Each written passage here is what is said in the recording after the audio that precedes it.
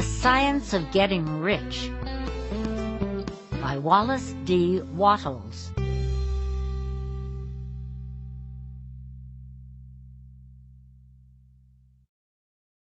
Preface. This book is pragmatical, not philosophical. A practical manual, not a treatise upon theories. It is intended for the men and women whose most pressing need is for money, who wish to get rich first and philosophize afterward. It is for those who have, so far, found neither the time, the means, nor the opportunity to go deeply into the study of metaphysics, but who want results and who are willing to take the conclusions of science as a basis for action, without going into all the processes by which those conclusions were reached. It is expected that the reader will take the fundamental statements upon faith, just as he would take statements concerning a law of electrical action if they were promulgated by a Marconi or an Edison, and taking the statements upon faith, that he will prove their truth by acting upon them without fear or hesitation. Every man or woman who does this will certainly get rich, for the science herein applied is an exact science, and failure is impossible. For the benefit, however, of those who wish to investigate philosophical theories and so secure a logical basis for faith, I will here cite certain authorities. The monistic theory of the universe, the theory that one is all and that all is one, that one substance manifests itself as the seeming many elements of the material world, is of Hindu origin and has been gradually winning its way into the thought of the Western world for 200 years. It is the foundation of all the Oriental philosophies and of those of Descartes, Spinoza, Leibniz, Schopenhauer, Hegel, and Emerson. The reader who would dig to the philosophical foundations of this is advised to read Hegel and Emerson for himself. In writing this book, I have sacrificed all other considerations to plainness and simplicity of style, so that all might understand. The plan of action laid down herein was deduced from the conclusions of philosophy. It has been thoroughly tested and bears the supreme test of practical experiment. It works. If you wish to know how the conclusions were arrived at, read the writings of the authors mentioned above. And if you wish to reap the fruits of their philosophies in actual practice, read this book and do exactly as it tells you to do. The author. Chapter 1. The Right to be Rich. Whatever may be said in praise of poverty, the fact remains that it is not possible to live a really complete or successful life unless one is rich. No man can rise to his greatest possible height in talent or soul development unless he has plenty of money. For to unfold the soul and to develop talent he must have many things to use, and he cannot have these things unless he has money to buy them with. A man develops in mind, soul, and body by making use of these things, and society is so organized that man must have money in order to become the possessor of things. Therefore, the basis of all advancement for man must be the science of getting rich. The object of all life is development, and everything that lives has an inalienable right to all the development it is capable of attaining. Man's right to life means his right to have the free and unrestricted use of all things which may be necessary to his fullest mental, spiritual, and physical unfoldment, or, in other words, his right to be rich. I shall not speak of riches in a figurative way. To be really rich does not mean to be satisfied or contented with a little. No man ought to be satisfied with little if he is capable of using and enjoying more. The purpose of nature is the advancement and unfoldment of life, and every man should have all that can contribute to the power, elegance, beauty, and richness of life. To be content with less is sinful. The man who owns all he wants for the living of all the life he is capable of living is rich, and no man who has not plenty of money can have all he wants. Life has advanced so far and become so complex that even the most ordinary man or woman requires a great amount of wealth in order to live in a manner that even approaches completeness. Every person naturally wants to become all that they are capable of becoming. This desire to realize innate possibilities is inherent in human nature. We cannot help wanting to be all that we can be. Success in life is becoming what you want to be. You can become what you want to be only by making use of things, and you can have the free use of things only as you become rich enough to buy them. To understand the science of getting rich is therefore the most essential of all knowledge.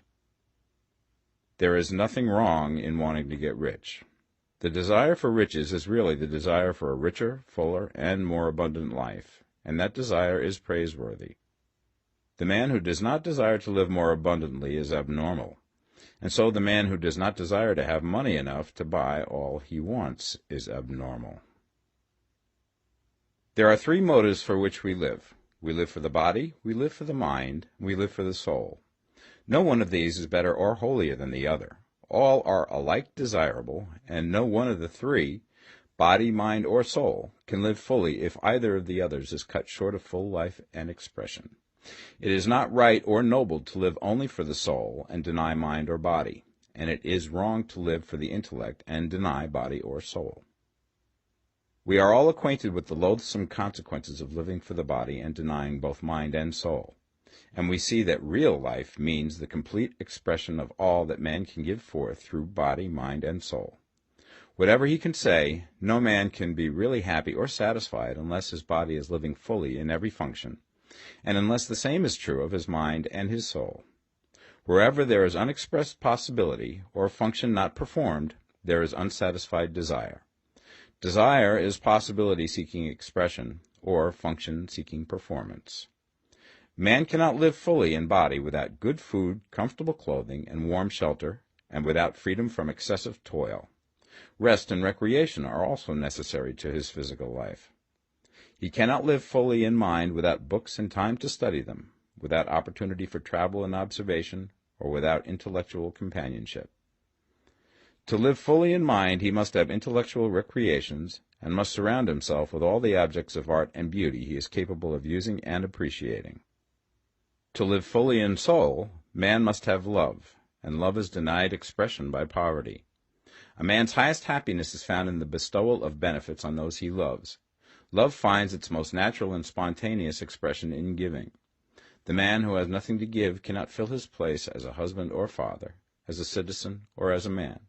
It is in the use of material things that a man finds full life for his body, develops his mind, and unfolds his soul.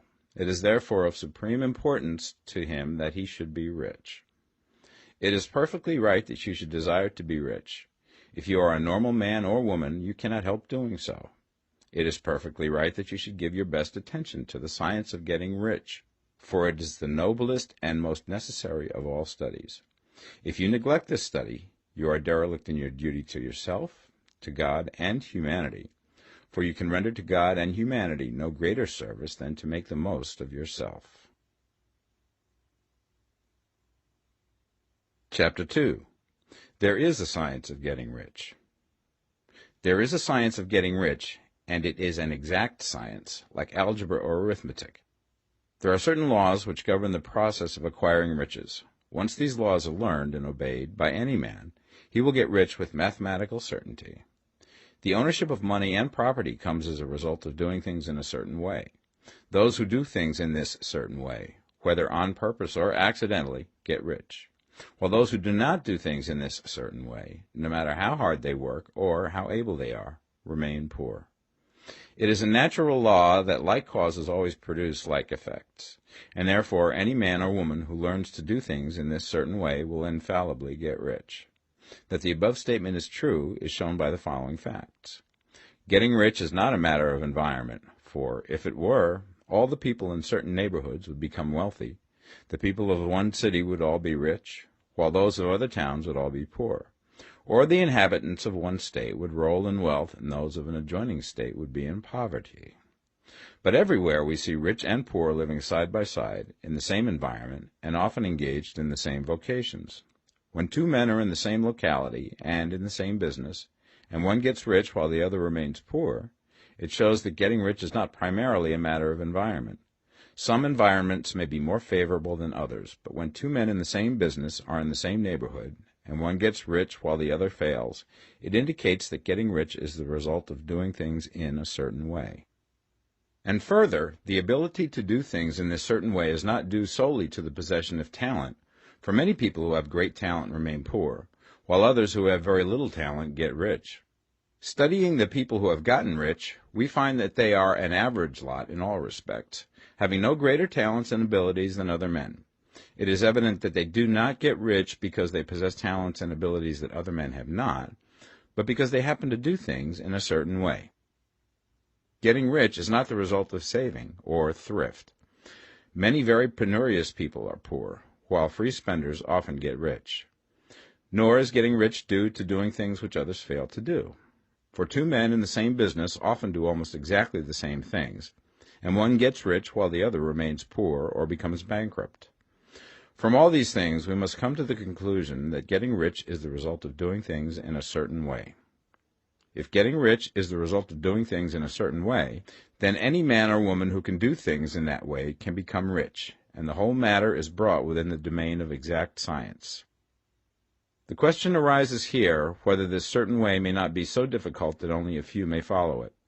This cannot be true, as we have seen, so far as natural ability is concerned. Talented people get rich, and blockheads get rich. Intellectually brilliant people get rich, and very stupid people get rich. Physically strong people get rich, and weak and sickly people get rich. Some degree of ability to think and understand is, of course, essential. But insofar natural ability is concerned, any man or woman who has sense enough to read and understand these words can certainly get rich.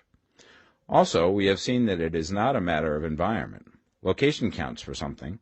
One would not go to the heart of the Sahara and expect to do successful business.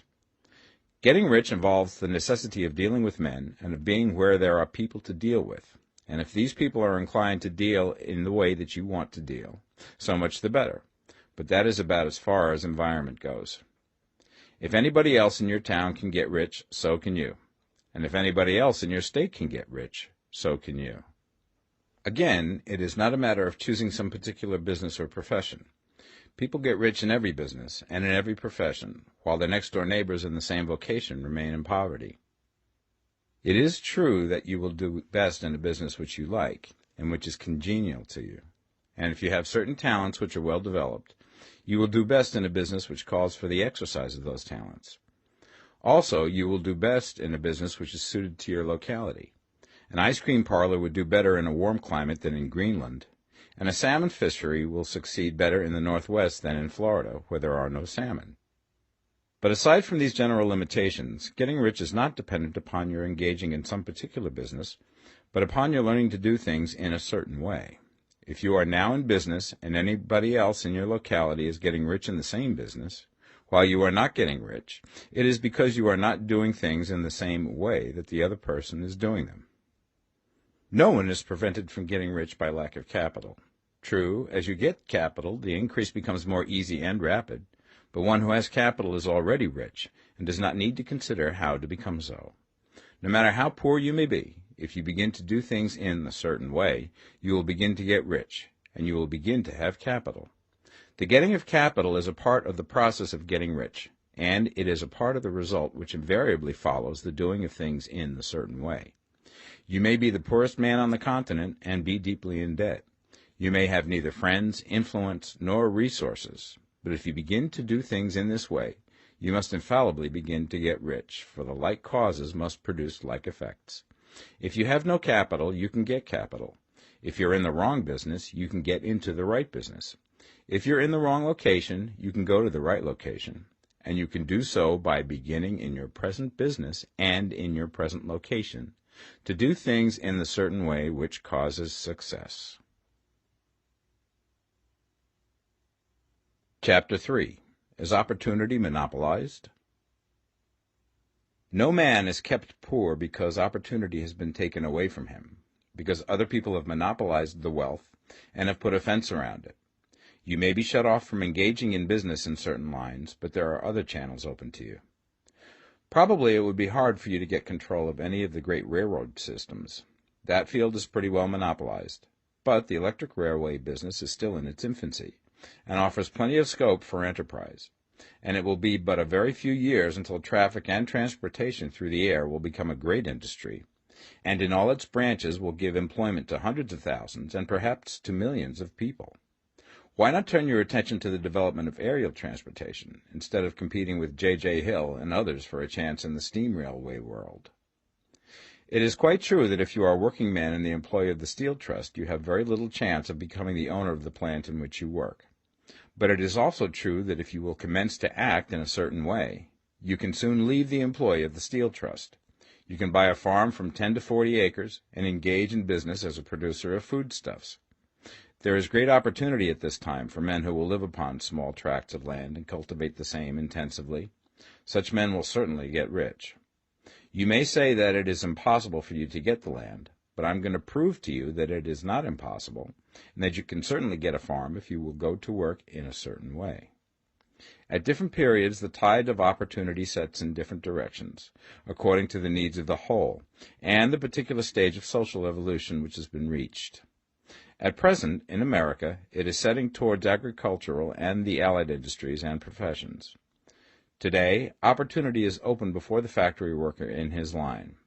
It is open before the businessman who supplies the farmer more than before the one who supplies the factory worker, and before the professional man who waits upon the farmer more than before the one who serves the working class. There is an abundance of opportunity for the man who will go with the tide instead of trying to swim against it. So the factory workers, either as individuals or as a class, are not deprived of opportunity. The workers are not being kept down by their masters. They are not being ground by the trusts and combinations of capital. As a class, they are where they are because they do not do things in a certain way. If the workers of America chose to do so, they could follow the example of their brothers in Belgium and other countries and establish great department stores and cooperative industries. They could elect men of their own class to office and pass laws favoring the development of such cooperative industries, and in a few years they could take peaceable possession of the industrial field. The working class may become the master class whenever they will begin to do things in a certain way. The law of wealth is the same for them as it is for all others. This they must learn, and they will remain where they are as long as they continue to do as they do. The individual worker, however, is not held down by the ignorance or the mental slothfulness of his class. He can follow the tide of opportunity to riches, and this book will tell him how. No one is kept in poverty by a shortness in the supply of riches. There is more than enough for all. A palace as large as the Capitol in Washington might be built for every family on earth from the building material in the United States alone. And under intensive cultivation, this country would produce wool, cotton, linen, and silk enough to clothe each person in the world finer than Solomon was arrayed in all his glory, together with food enough to feed them all luxuriously. The visible supply is practically inexhaustible, and the invisible supply really is inexhaustible.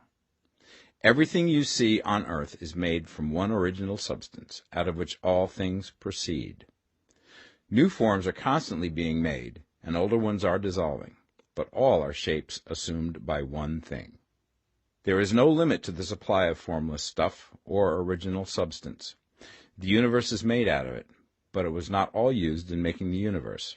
The spaces in, through, and between the forms of the visible universe are permeated and filled with the original substance, with the formless stuff, with the raw material of all things.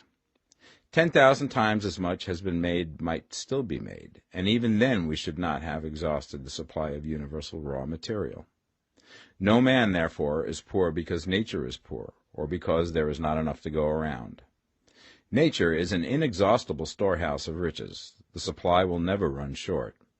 Original substance is alive with creative energy and is constantly producing more forms. When the supply of building material is exhausted, more will be produced. When the soil is exhausted so that foodstuffs and materials for clothing will no longer grow upon it, it will be renewed or more soil will be made. When all the gold and silver has been dug from the earth, if man is still in such a stage of social development that he needs gold and silver, more will be produced from the formless. The formless stuff responds to the needs of man. It will not let him be without any good thing. This is true of man collectively. The race as a whole is always abundantly rich, and if individuals are poor, it is because they do not follow the certain way of doing things which makes the individual man rich. The formless stuff is intelligent. It is stuff which thinks. It is alive, and is always impelled towards more life. It is the natural and inherent impulse of life to seek to live more. It is the nature of intelligence to enlarge itself, and of consciousness to seek to extend its boundaries and find fuller expression. The universe of forms has been made by formless living substance, throwing itself into form in order to express itself more fully. The universe is a great living presence, always moving inherently towards more life and fuller functioning. Nature is formed for the advancement of life. Its impelling motive is the increase of life. For this cause, everything which can possibly minister to life is bountifully provided. There can be no lack unless God is to contradict himself and nullify his own works. You are not kept poor by lack in the supply of riches. It is a fact which I shall demonstrate a little further on, that even the resources of the formless supply are at the command of the man or woman who will act and think in a certain way. Chapter 4. The first principle in the science of getting rich. Thought is the only power which can produce tangible riches from the formless substance. The stuff from which all things are made is a substance which thinks, and a thought of form in this substance produces the form. Original substance moves according to its thoughts. Every form and process you see in nature is the visible expression of a thought in original substance.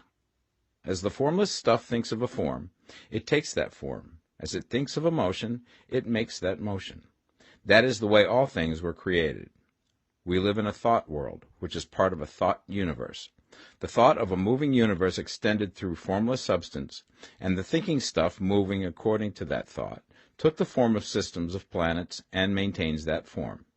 Thinking substance takes the form of its thought and moves according to that thought. Holding the idea of a circling system of suns and worlds, it takes the form of these bodies and moves them as it thinks. Thinking the form of a slow-growing oak tree, it moves accordingly and produces the tree, though centuries may be required to do the work. In creating, the formless seems to move according to the lines of motion it has established. The thought of an oak tree does not cause the instant formation of a full-grown tree, but it does start in motion the forces which will produce the tree, along established lines of growth. Every thought of form held in thinking substance causes the creation of the form, but always, or at least generally, along lines of growth and action already established.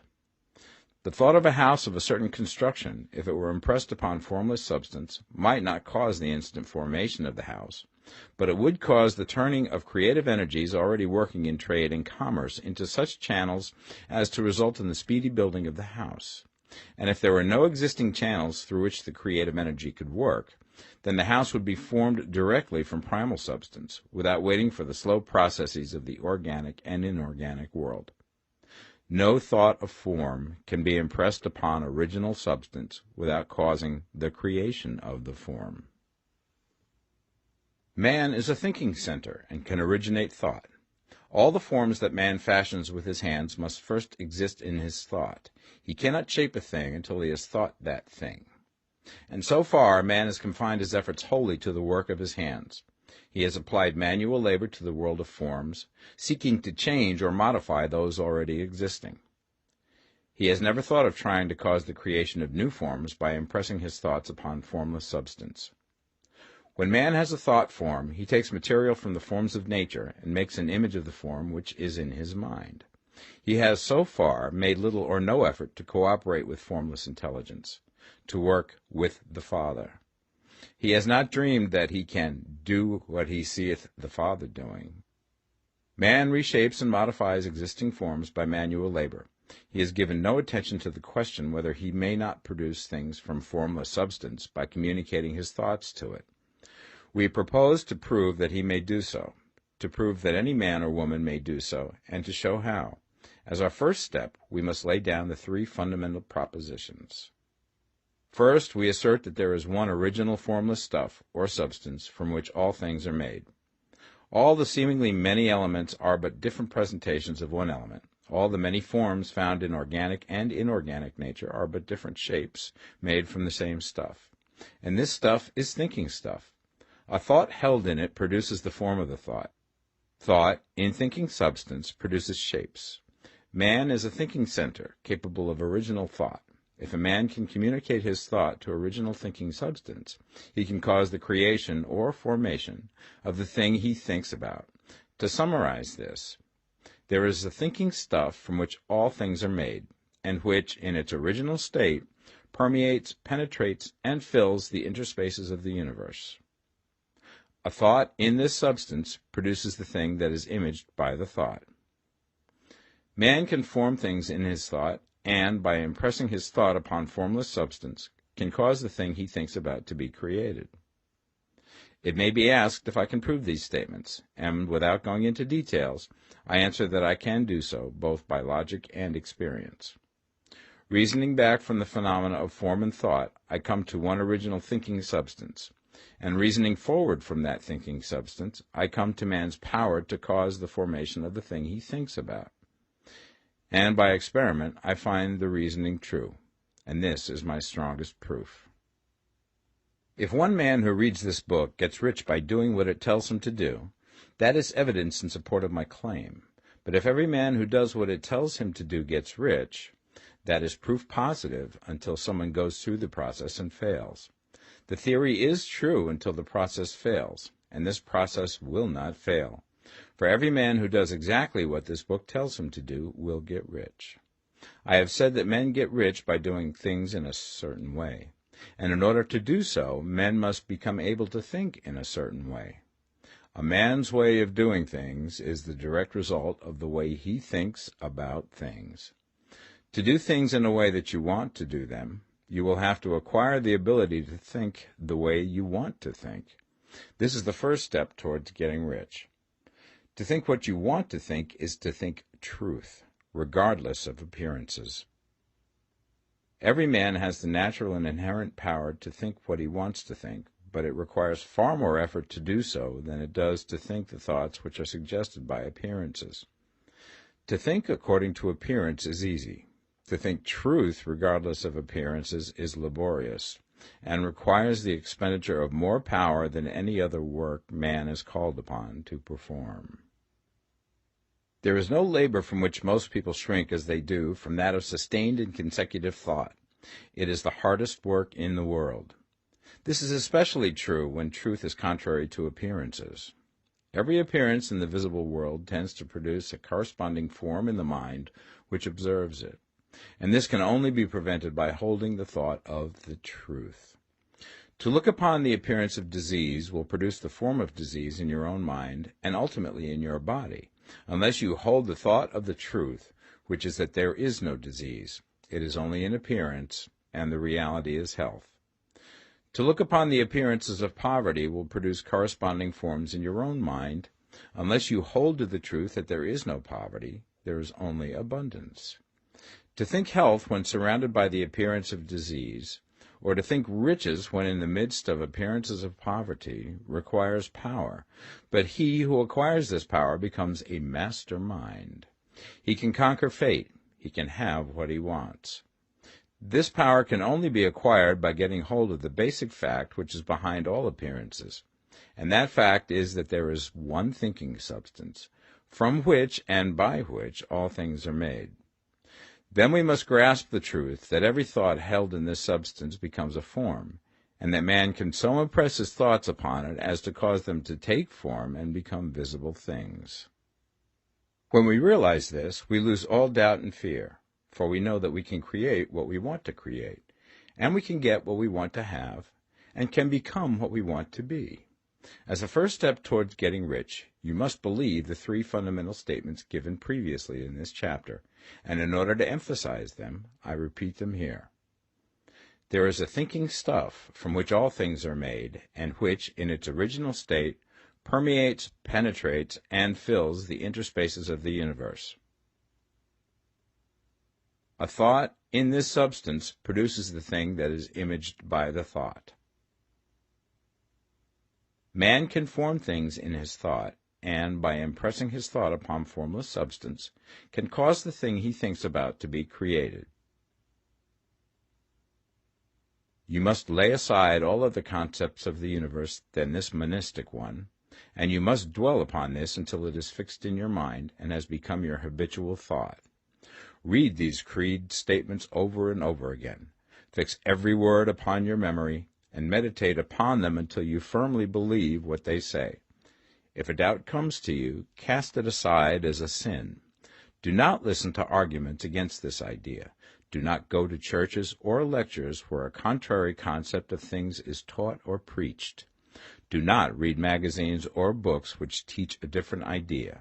If you get mixed up in your faith, all your efforts will be in vain. Do not ask why these things are true, nor speculate as to how they can be true. Simply take them on trust. The science of getting rich begins with the absolute acceptance of this faith. Chapter 5. Increasing Life. You must get rid of the last vestige of the old idea that there is a deity whose will it is that you should be poor, or whose purposes may be served by keeping you in poverty. The intelligent substance which is all, and in all, which lives in all and lives in you, is a consciously living substance. Being a consciously living substance, it must have the nature and inherent desire of every living intelligence for increase of life. Every living thing must continually seek for the enlargement of its life, because life, in the mere act of living, must increase itself. A seed, dropped into the ground, springs into activity, and in the act of living produces 100 more seeds. Life, by living, multiplies itself. It is forever becoming more. It must do so if it continues to be at all. Intelligence is under the same necessity for continuous increase. Every thought we think makes it necessary for us to think another thought. Consciousness is continually expanding. Every fact we learn leads us to the learning of another fact. Knowledge is continually increasing. Every talent we cultivate brings to the mind the desire to cultivate another talent. We are subject to the urge of life, seeking expression, which ever drives us on to know more, to do more, and to be more. In order to know more, do more, and be more, we must have more. We must have things to use, for we learn and do and become only by using things. We must get rich so that we can live more. The desire for riches is simply the capacity for larger life seeking fulfillment. Every desire is the effort of an unexpressed possibility to come into action. It is power seeking to manifest which causes desire. That which makes you want more money is the same as that which makes the plant grow. It is life, seeking fuller expression. The one living substance must be subject to this inherent law of all life. It is permeated with the desire to live more. That is why it is under the necessity of creating things. The one substance desires to live more in you. Hence, it wants you to have all the things you can use. It is the desire of God that you should get rich. He wants you to get rich because he can express himself better through you if you have plenty of things to use in giving him expression. He can live more in you if you have unlimited command of the means of life. The universe desires you to have everything you want to have. Nature is friendly to your plans. Everything is naturally for you. Make up your mind that this is true. It is essential, however, that your purpose should harmonize with the purpose that is in all. You must want real life, not mere pleasure of sensual gratification. Life is the performance of function, and the individual really lives only when he performs every function, physical, mental, and spiritual, of which he is capable, without excess in any. You do not want to get rich in order to live swinishly, for the gratification of animal desires, that is not life. But the performance of every physical function is a part of life, and no one lives completely who denies the impulses of the body a normal and healthful expression. You do not want to get rich solely to enjoy mental pleasures, to get knowledge, to gratify ambition, to outshine others, to be famous. All these are a legitimate part of life, but the man who lives for the pleasures of the intellect alone will only have a partial life, and he will never be satisfied with his lot. You do not want to get rich solely for the good of others, to lose yourself for the salvation of mankind, to experience the joys of philanthropy and sacrifice. The joys of the soul are only a part of life, and they are no better or nobler than any other part. You want to get rich in order that you may eat, drink, and be merry when it is time to do these things, in order that you may surround yourself with beautiful things, see distant lands, feed your mind, and develop your intellect, in order that you may love men and do kind things, and be able to play a good part in helping the world to find truth. But remember that extreme altruism is no better and no nobler than extreme selfishness. Both are mistakes. Get rid of the idea that God wants you to sacrifice yourself for others, and that you can secure his favor by doing so. God requires nothing of the kind.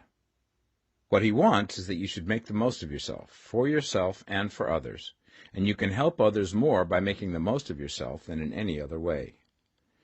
You can make the most of yourself only by getting rich, so it is right and praiseworthy that you should give your first and best thought to the work of acquiring wealth.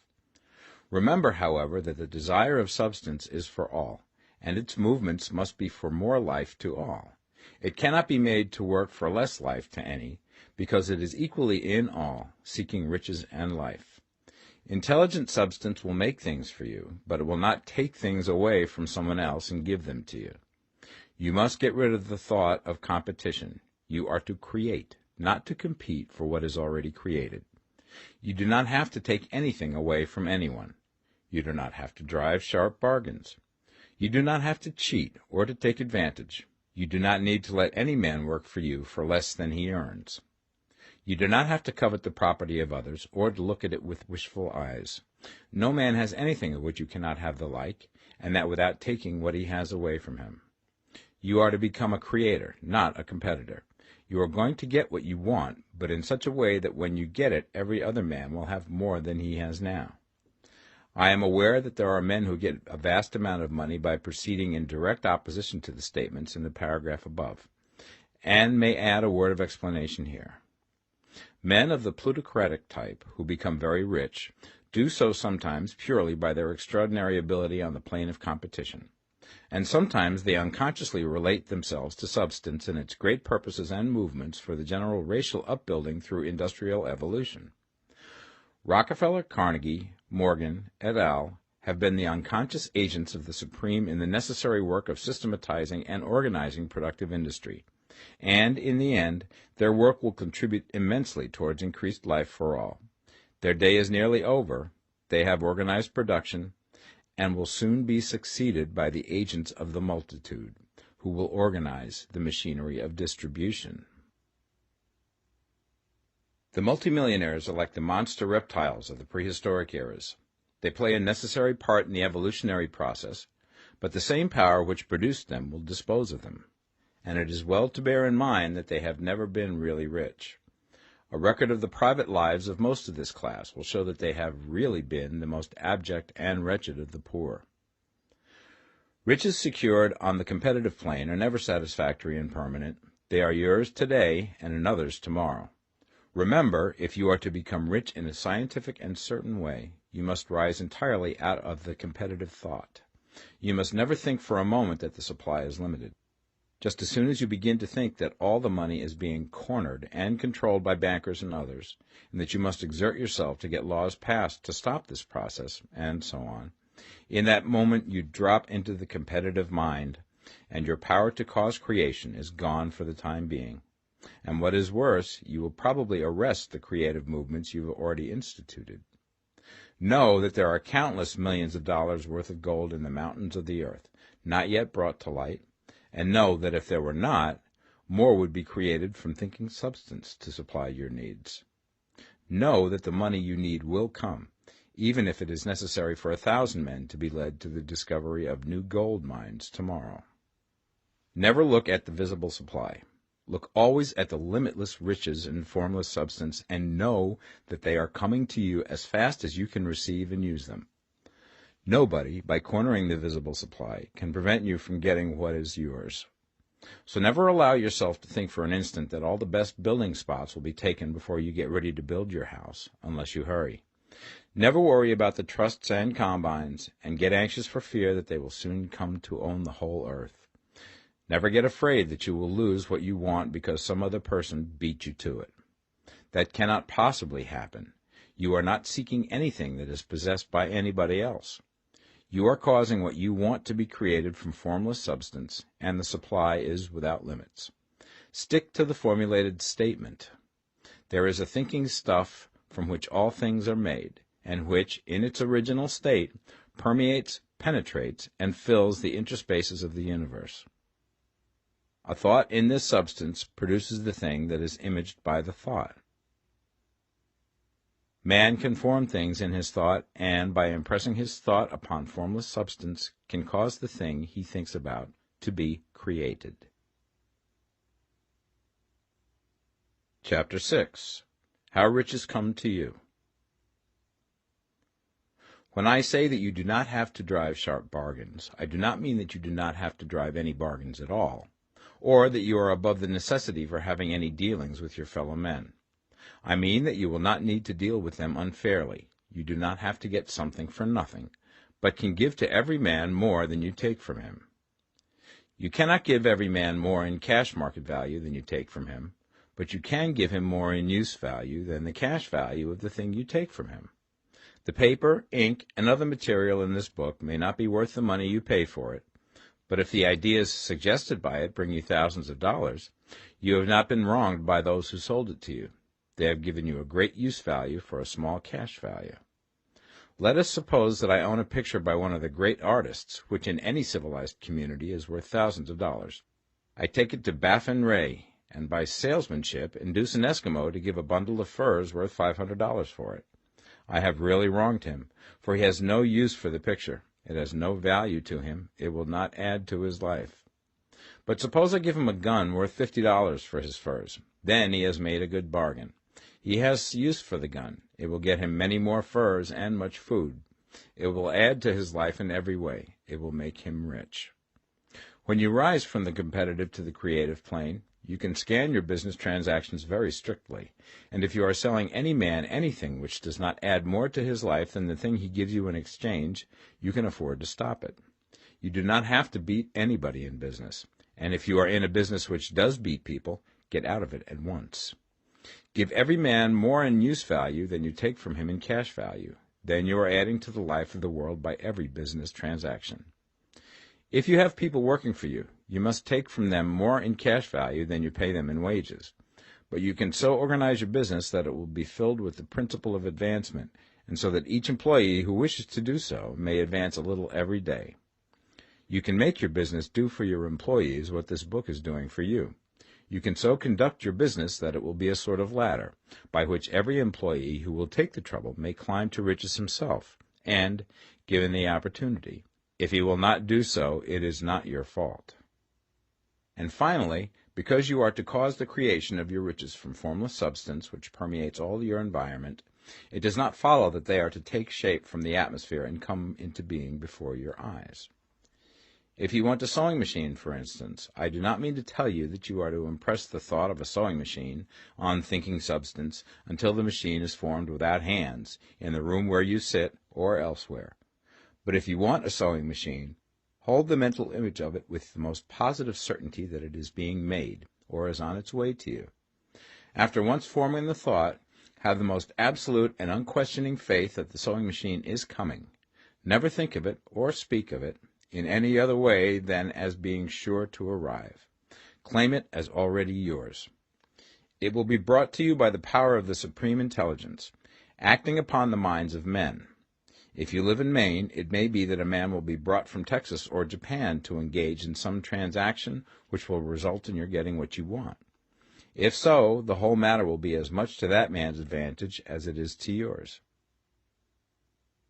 Do not forget for a moment that the thinking substance is through all, in all, communicating with all, and can influence all. The desire of thinking substance for a fuller life and better living has caused the creation of all the sewing machines already made, and it can cause the creation of millions more, and will, whenever men set it in motion by desire and faith, and by acting in a certain way. You can certainly have a sewing machine in your house, and it is just as certain that you can have any other thing or things which you want, and which you will use for the advancement of your own life and the lives of others. You need not hesitate about asking largely. It is your Father's pleasure to give you the kingdom, said Jesus. Original substance wants to live all that is possible in you, and wants you to have all that you can or will use for the living of the most abundant life. If you fix upon your consciousness the fact that the desire you feel for the possession of riches is one with the desire of omnipotence for more complete expression, your faith becomes invincible. Once I saw a little boy sitting at a piano, and vainly tried to bring harmony out of the keys, and I saw that he was grieved and provoked by his inability to play real music. I asked him the cause of his vexation, and he answered, "I can feel the music in me, but I can't make my hands go right." The music in him was the urge of original substance, containing all the possibilities of all life. All that there is of music was seeking expression through the child. God, the one substance, is trying to live and do and enjoy things through humanity. He is saying, I want hands to build wonderful structures, to play divine harmonies, to paint glorious pictures. I want feet to run my errands, eyes to see my beauties, tongues to tell mighty truths and to sing marvelous songs, and so on. All that there is of possibility is seeking expression through men. God wants those who can play music to have pianos and every other instrument, and to have the means to cultivate their talents to the fullest extent. He wants those who can appreciate beauty to be able to surround themselves with beautiful things. He wants those who can discern truth to have every opportunity to travel and observe. He wants those who can appreciate dress to be beautifully clothed, and those who can appreciate good food to be luxuriously fed. He wants all these things because it is himself that enjoys and appreciates them. It is God who wants to play and sing and enjoy beauty and proclaim truth and wear fine clothes and eat good food. It is God that worketh in you to will and to do, said Paul. The desire you feel for riches is the infinite, seeking to express himself in you as he sought to find expression in the little boy at the piano. So you need not hesitate to ask largely. Your part is to focalize and express the desire to God. This is a difficult point with most people. They retain some of the old idea that poverty and self-sacrifice are pleasing to God. They look upon poverty as a part of the plan, a necessity of nature. They have the idea that God has finished his work and made all that he can make, and that the majority of men must stay poor because there is not enough to go around. They hold to so much of this erroneous thought that they feel ashamed to ask for wealth. They try not to want more than a very modest competence, just enough to make them fairly comfortable. I recall now the case of one student who was told that he must get in mind a clear picture of the things he desired, so that the creative thought of them might be impressed upon formless substance. He was a very poor man, living in a rented house, and having only what he earned from day to day, and he could not grasp the fact that all wealth was his. So, after thinking the matter over, he decided that he might reasonably ask for a new rug for the floor of his best room, and an anthracite coal stove to heat the house during the cold weather. Following the instructions given in this book, he obtained these things in a few months, and then it dawned upon him that he had not asked enough. He went through the house in which he lived, and planned all the improvements he would like to make in it. He mentally added a bay window here and a room there, until it was complete in his mind as an ideal home, and then he planned its furnishings. Holding the whole picture in his mind, he began living in the certain way, and moving towards what he wanted, and he now owns the house, and is rebuilding it after the form of his mental image. And now, with still larger faith, he is going to get greater things. It has been unto him according to his faith, and it is so with you and with all of us. Chapter 7. Gratitude. The illustrations given in the last chapter will have conveyed the fact that the first step towards getting rich is to convey the idea of your wants to the formless substance. This is true, and you will see that in order to do so, it becomes necessary to relate yourself to the formless intelligence in a harmonious way. To secure this harmonious relation is a matter of such primary and vital importance that I shall give some space to its discussion here, and give you instructions which, if you will follow them, will be certain to bring you into perfect unity of mind with God. The whole process of mental adjustment and atonement can be summed up in one word: gratitude. First, you believe that there is one intelligent substance from which all things proceed. Second, you believe that this substance gives you everything you desire. And third, you relate yourself to it by a feeling of deep and profound gratitude. Many people who order their lives rightly in all other ways are kept in poverty by their lack of gratitude. Having received one gift from God, they cut the wires which connect them with Him by failing to make acknowledgment. It is easy to understand that the nearer we live to the source of wealth, the more wealth we shall receive. And it is easy also to understand that the soul that is always grateful lives in closer touch with God than the one which never looks to Him in thankful acknowledgment. The more gratefully we fix our minds on the Supreme when good things come to us, the more good things we will receive, and the more rapidly they will come. And the reason simply is that the mental attitude of gratitude draws the mind into closer touch with the source from which the blessings come. If it is a new thought to you that gratitude brings your whole mind into closer harmony with the creative energies of the universe, consider it well, and you will see that it is true. The good things you already have come to you along the line of obedience to certain laws. Gratitude will lead your mind out along the ways by which things come, and it will keep you in close harmony with creative thought and prevent you from falling into competitive thought. Gratitude alone can keep you looking towards the all, and prevent you from falling into the error of thinking of the supply as limited, and to do that would be fatal to your hopes. There is a law of gratitude, and it is absolutely necessary that you should observe the law if you are to get the results you seek. The law of gratitude is the natural principle that action and reaction are always equal, and in opposite directions.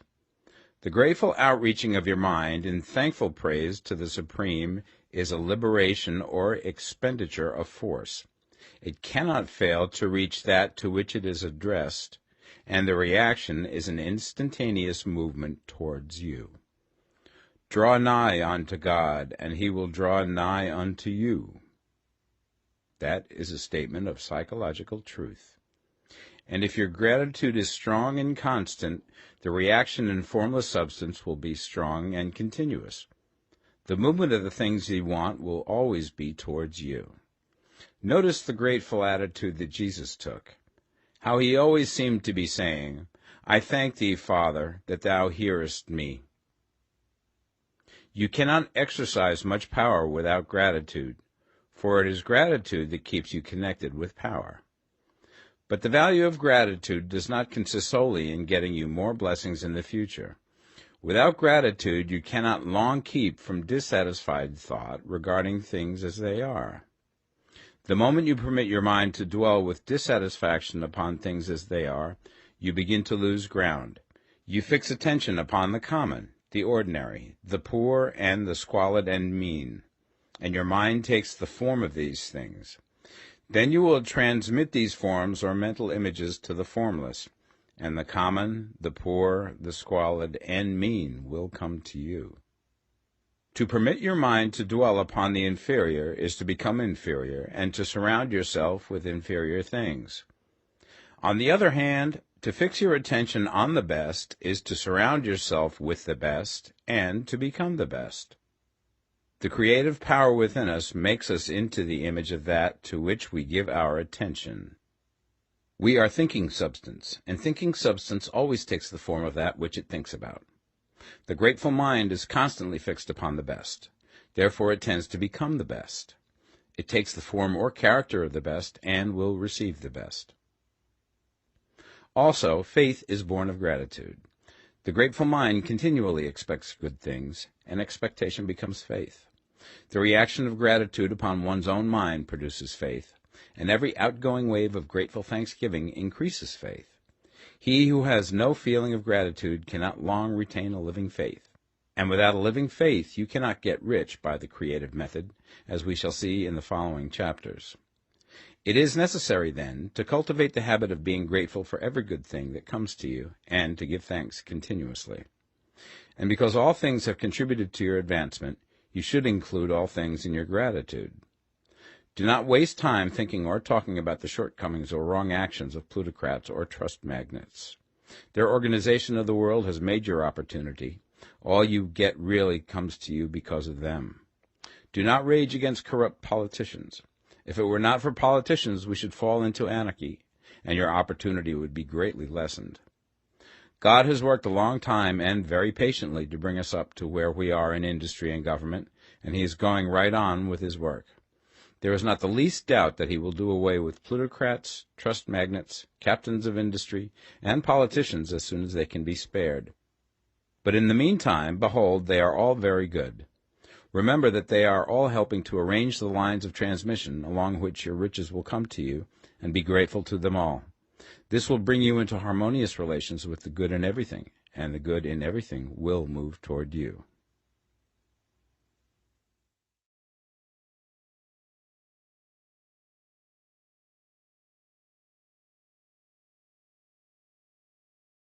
The Science of Getting Rich, Part 2. Chapter 8. Thinking in the Certain Way. You must form a clear and definite mental picture of what you want. You cannot transmit an idea unless you have it yourself.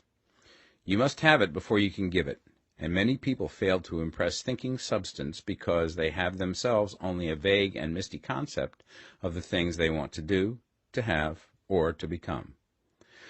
It is not enough that you should have a general desire for wealth to do good with. Everybody has that desire. It is not enough that you should have a wish to travel, see things, live more, etc. Everybody has those desires also. If you were going to send a wireless message to a friend, you would not send the letters of the alphabet in their order and let him construct the message for himself, nor would you take words at random from the dictionary. You would send a coherent sentence, one which meant something. When you try to impress your wants upon substance, remember that it must be done by a coherent statement. You must know what you want and be definite. You can never get rich or start the creative power into action by sending out unformed longings and vague desires. Go over your desires just as the man I have described went over his house. See just what you want and get a clear mental picture of it as you wish it to look when you get it. That clear mental picture you must have continually in mind, as the sailor has in mind the port towards which he is sailing the ship. You must keep your face towards it all the time. You must no more lose sight of it than the steersman loses sight of the compass. It is not necessary to take exercises in concentration, nor to set apart special times for prayer and affirmation, nor to go into the silence, nor to do occult stunts of any kind.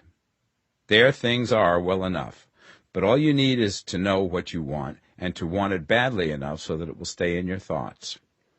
Spend as much of your leisure time as you can in contemplating your picture, but no one needs to take exercises to concentrate his mind on a thing which he really wants. It is the things you do not really care about which require effort to fix your attention upon them. And unless you really want to get rich, so that the desire is strong enough to hold your thoughts directly to the purpose, as the magnetic pole holds the needle of the compass, it will hardly be worthwhile for you to try to carry out the instructions given in this book. The methods herein set forth are for people whose desire for riches is strong enough to overcome mental laziness and the love of ease, and make them work. The more clear and definite you make your pictures then, and the more you dwell upon it, bringing out all of its delightful details, the stronger your desire will be, and the stronger your desire, the easier it will be to hold your mind fixed upon the picture of what you want.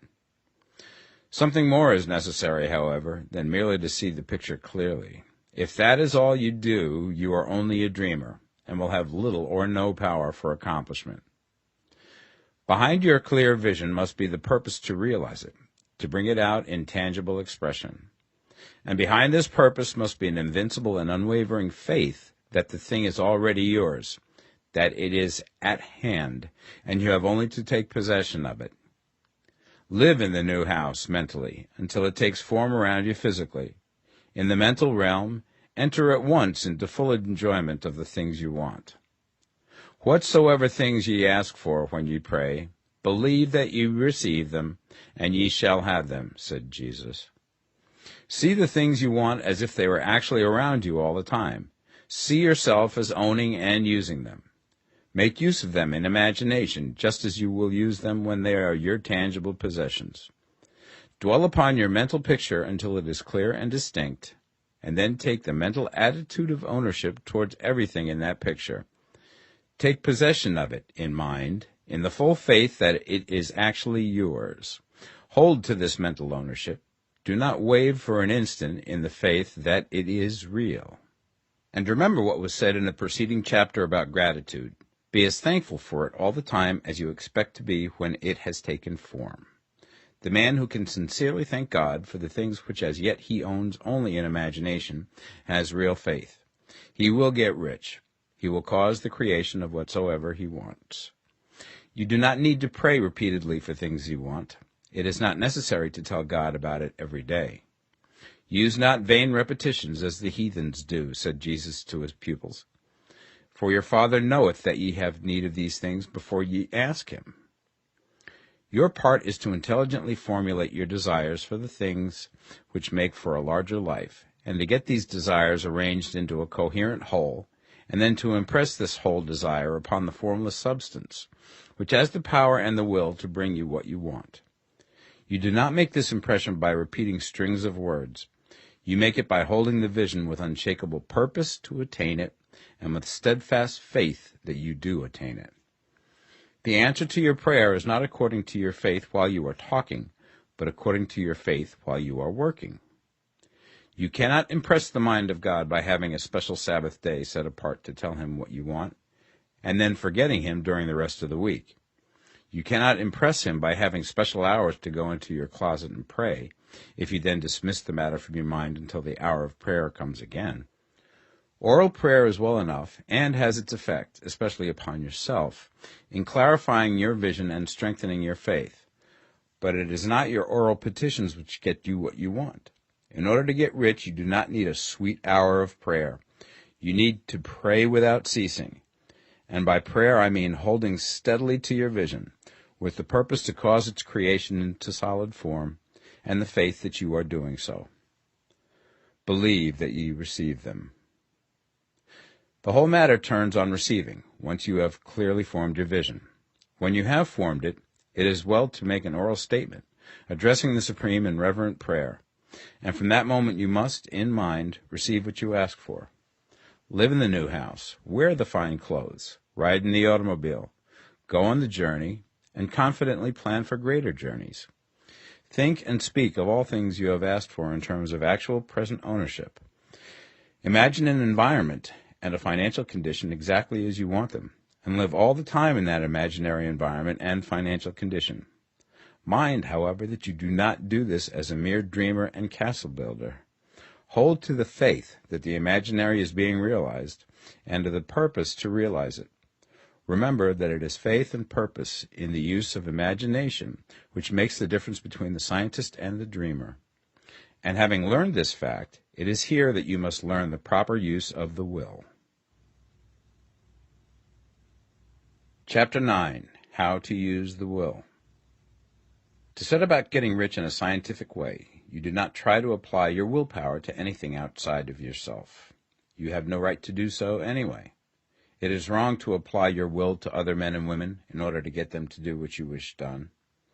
It is as flagrantly wrong to coerce people by mental power as it is to coerce them by physical power. If compelling people by physical force to do things for you reduces them to slavery, compelling them by mental means accomplishes exactly the same thing. The only difference is in methods. If taking things from people by physical force is robbery, then taking things by mental force is robbery also. There is no difference in principle. You have no right to use your willpower upon another person, even for his own good, for you do not know what is for his good. The science of getting rich does not require you to apply power or force to any other person in any way whatsoever. There is not the slightest necessity for doing so.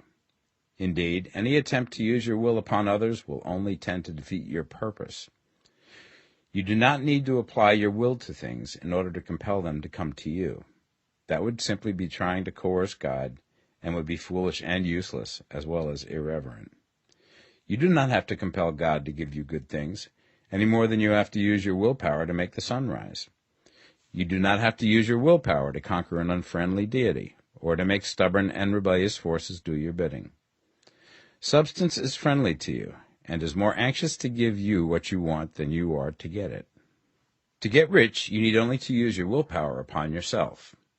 When you know what to think and do, then you must use your will to compel yourself to think and do the right things. That is the legitimate use of the will in getting what you want, to use it in holding yourself to the right course.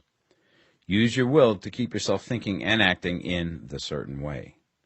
Do not try to project your will or thoughts or your mind out into space to act on things or people. Keep your mind at home. It can accomplish more there than elsewhere.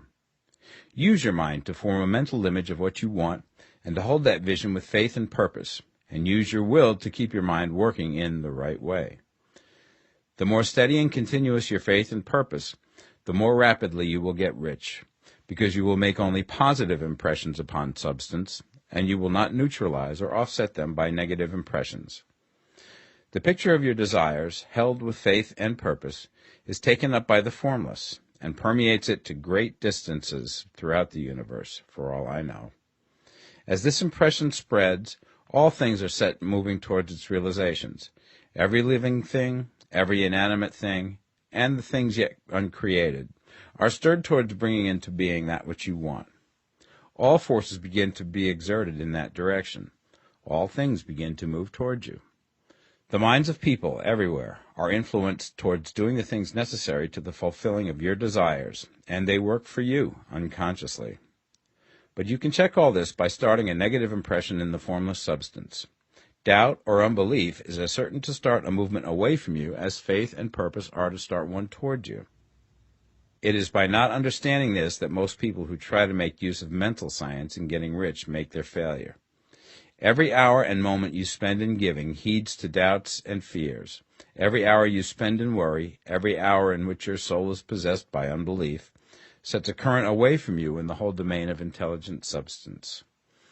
All the promises are unto them that believe, and unto them only. Notice how insistent Jesus was upon this point of belief, and now you know the reason why. Since belief is all important, it behooves you to guard your thoughts, and as your beliefs will be shaped to a very great extent by the things you observe and think about, it is important that you should command your attention. And here the will comes into use, for it is by your will that you determine upon what things your attention shall be fixed. If you want to become rich, you must not make a study of poverty. Things are not brought into being by thinking about their opposites. Health is never to be attained by studying disease and thinking about disease. Righteousness is not to be promoted by studying sin and thinking about sin. And no one ever got rich by studying poverty and thinking about poverty. Medicine as a science of disease has increased disease. Religion as a science of sin has promoted sin.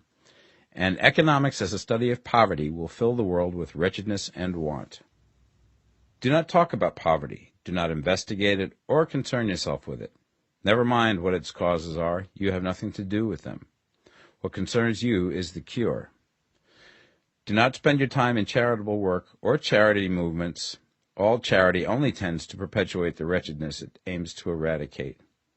I do not say that you should be hard-hearted or unkind and refuse to hear the cry of need, but you must not try to eradicate poverty in any of the conventional ways. Put poverty behind you, and put all that pertains to it behind you, and make good. Get rich. That is the best way you can help the poor. And you cannot hold the mental image which is to make you rich if you fill your mind with pictures of poverty. Do not read books or papers which give circumstantial accounts of the wretchedness of the tenement dwellers, of the horrors of child labor, and so on. Do not read anything which fills your mind with gloomy images of want and suffering. You cannot help the poor in the least by knowing about these things, and the widespread knowledge of them does not tend at all to do away with poverty. What tends to do away with poverty is not getting the pictures of poverty into your mind, but getting pictures of wealth into the minds of the poor. You are not deserting the poor in their misery when you refuse to allow your mind to be filled with pictures of that misery. Poverty can be done away with, not by increasing the number of well-to-do people who think about poverty, but by increasing the number of poor people who purpose with faith to get rich. The poor do not need charity, they need inspiration. Charity only sends them a loaf of bread to keep them alive in their wretchedness, or give them an entertainment to make them forget for an hour or two. But inspiration will cause them to rise out of their misery.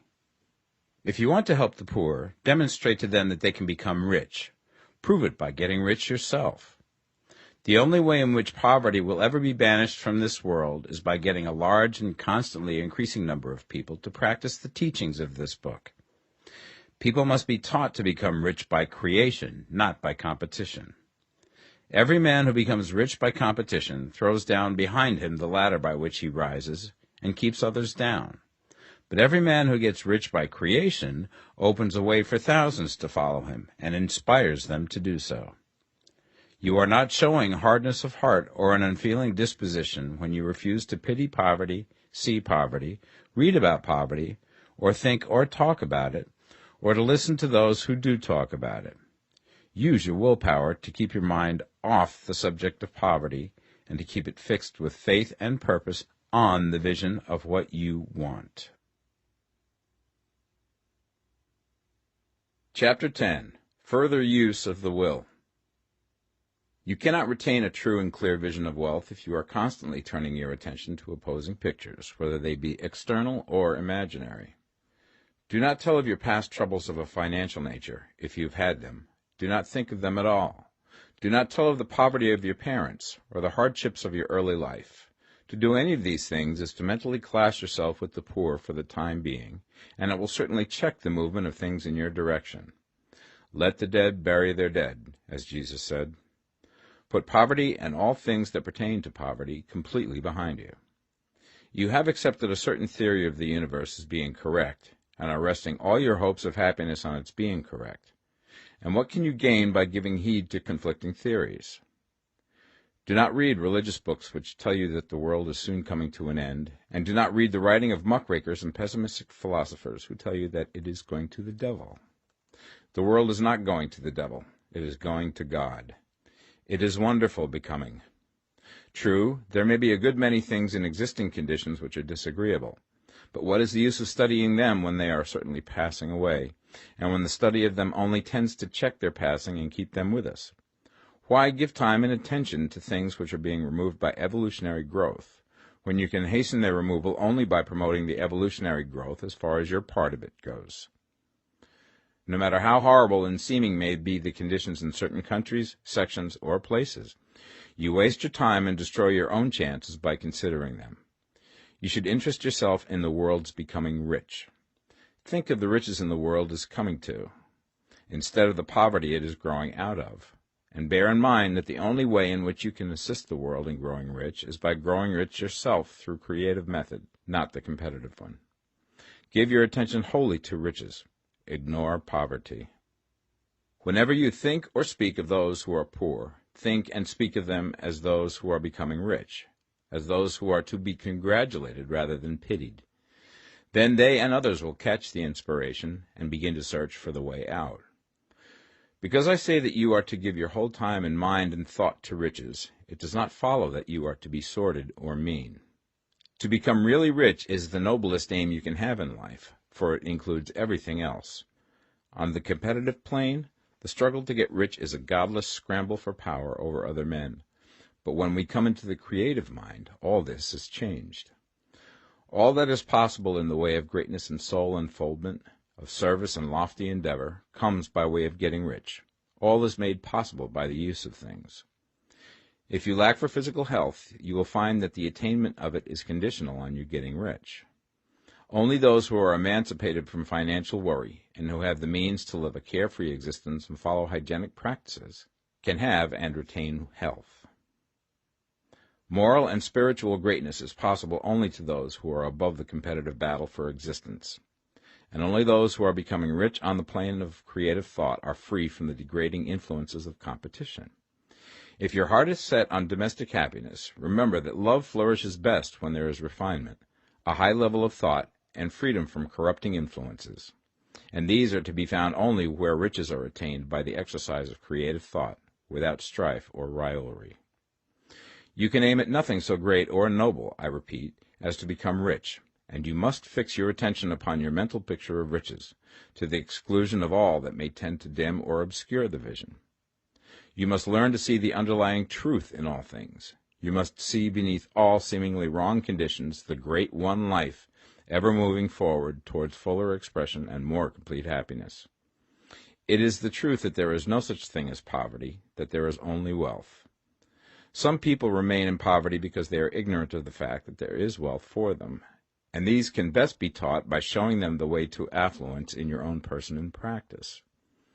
Others are poor because, while they feel that there is a way out, they are too intellectually indolent to put forth the mental effort necessary to find that way and by travel it. Others still are poor because, While they have some notion of science, they have become so swamped and lost in the maze of metaphysical and occult theories that they do not know which road to take. They try a mixture of many systems and fail in all. For these, again, the very best thing to do is to show the right way in your own person and practice. An ounce of doing things is worth a pound of theorizing. The very best thing you can do for the whole world is to make the most of yourself. You can serve God and man in no more effective way than by getting rich. That is, if you get rich by the creative method and not by the competitive one. Another thing. We assert that this book gives in detail the principles of the science of getting rich. And if that is true, you do not need to read any other book upon the subject. This may sound narrow and egotistical, but consider. There is no more scientific method of computation in mathematics than by addition, subtraction, multiplication, and division. No other method is possible. There can be but one shortest distance between 2 points. There is only one way to think scientifically, and that is to think in the way that leads by the most direct and simple route to the goal. No man has yet formulated a briefer or less complex system than the one set forth herein. It has been stripped of all non-essentials. When you commence on this, lay all others aside. Put them out of your mind altogether. Read this book every day. Keep it with you. Commit it to memory, and do not think about other systems and theories. If you do, you will begin to have doubts, and to be uncertain and wavering in your thought, and then you will begin to make failures. After you have made good and become rich, you may study other systems as much as you please. But until you are quite sure that you have gained what you want, do not read anything on this line but this book, unless it be the authors mentioned in the preface. And read only the most optimistic comments on the world's news, those in harmony with your picture. Also, postpone your investigations into the occult. Do not dabble in theosophy, spiritualism, or kindred studies. It is very likely that the dead still live and are near, but if they are, let them alone. Mind your own business. Wherever the spirits of the dead may be, they have their own work to do and their own problems to solve, and we have no right to interfere with them. We cannot help them, and it is very doubtful whether they can help us, or whether we have any right to trespass upon their time if they can. Let the dead and the hereafter alone, and solve your own problem. Get rich. If you begin to mix with the occult, you will start mental cross-currents which will surely bring your hopes to shipwreck. Now, this and the preceding chapters have brought us to the following statement of basic facts. There is a thinking stuff from which all things are made, and which, in its original state, permeates, penetrates, and fills the interspaces of the universe. A thought in this substance produces the thing that is imaged by the thought. Man can form things in his thought, and, by impressing his thought upon formless substance, can cause the thing he thinks about to be created. In order to do this, man must pass from the competitive to the creative mind. He must form a clear mental picture of the things he wants, and hold this picture in his thoughts with the fixed purpose to get what he wants, and the unwavering faith that he does get what he wants, closing his mind against all that may tend to shake his purpose, dim his vision, or quench his faith. And in addition to all this, we shall now see that he must live and act in a certain way. Chapter 11. Acting in the Certain Way. Thought is the creative power, or the impelling force which causes the creative power to act. Thinking in a certain way will bring riches to you, but you must not rely upon thought alone, paying no attention to personal action. That is the rock upon which many otherwise scientific metaphysical thinkers meet shipwreck, the failure to connect thought with personal action. We have not yet reached the stage of development, even supposing such a stage to be possible, in which man can create directly from formless substance without nature's processes or the work of human hands. Man must not only think, but his personal action must supplement his thought. By thought you can cause the gold in the hearts of the mountains to be impelled towards you, but it will not mine itself, refine itself, coin itself into double eagles, and come rolling along the roads seeking its way into your pocket. Under the impelling power of the Supreme Spirit, men's affairs will be so ordered that someone will be led to mine the gold for you. Other men's business transactions will be so directed that the gold will be brought toward you, and you must so arrange your own business affairs that you may be able to receive it when it comes to you. Your thought makes all things, animate and inanimate, work to bring you what you want, but your personal activity must be such that you can rightly receive what you want when it reaches you. You are not to take it as charity, nor to steal it. You must give every man more in use value than he gives you in cash value. The scientific use of thought consists in forming a clear and distinct mental image of what you want, in holding fast to the purpose to get what you want, and in realizing with grateful faith that you do get what you want. Do not try to project your thought in any mysterious or occult way, with the idea of having it go out and do things for you. That is a wasted effort and will weaken your power to think with sanity. The action of thought in getting rich is fully explained in the preceding chapters. Your faith and purpose positively impress your vision upon formless substance, which has the same desire for more life that you have. And this vision, received from you, sets all the creative forces at work in and through their regular channels of action, but directed towards you. It is not your part to guide or supervise the creative process. All you have to do with that is to retain your vision, stick to your purpose, and maintain your faith and gratitude. But you must act in a certain way, so that you can appropriate what is yours when it comes to you, so that you can meet the things you have in your picture and put them in their proper places as they arrive. You can really see the truth of this. When things reach you, they will be in the hands of other men, who will ask an equivalent for them. And you can only get what is yours by giving the other man what is his. Your pocketbook is not going to be transformed into a Fortunata's purse, which shall be always full of money without effort on your part. This is the crucial point in the science of getting rich, right here, where thought and personal action must be combined. There are very many people who, consciously or unconsciously, set the creative forces in action by the strength and persistence of their desires, but who remain poor because they do not provide for the reception of the thing they want when it comes. By thought, the thing you want is brought to you. By action, you receive it. Whatever your action is to be, it is evident that you must act now. You cannot act in the past, and it is essential to the clearness of your mental vision that you dismiss the past from your mind. You cannot act in the future, for the future is not here yet, and you cannot tell how you will want to act in any future contingency until that contingency has arrived. Because you are not in the right business or the right environment now, do not think that you must postpone action until you get into the right business or environment. And do not spend time in the present taking thought as to the best course in possible future emergencies. Have faith in your ability to meet any emergency when it arrives. If you act in the present with your mind on the future, your present action will be with a divided mind and will not be effective. Put your whole mind into present action. Do not give your creative impulse to original substance, and then sit down and wait for results. If you do, you will never get them. Act now. There is never any time but now, and there never will be any time but now. If you are ever to begin to make ready for the reception of what you want, you must begin now. And your action, whatever it is, must most likely be in your present business or employment, and must be upon the persons and things in your present environment. You cannot act where you are not, you cannot act where you have been, and you cannot act where you are going to be. You can act only where you are. Do not bother as to whether yesterday's work was well done or ill done. Do today's work well.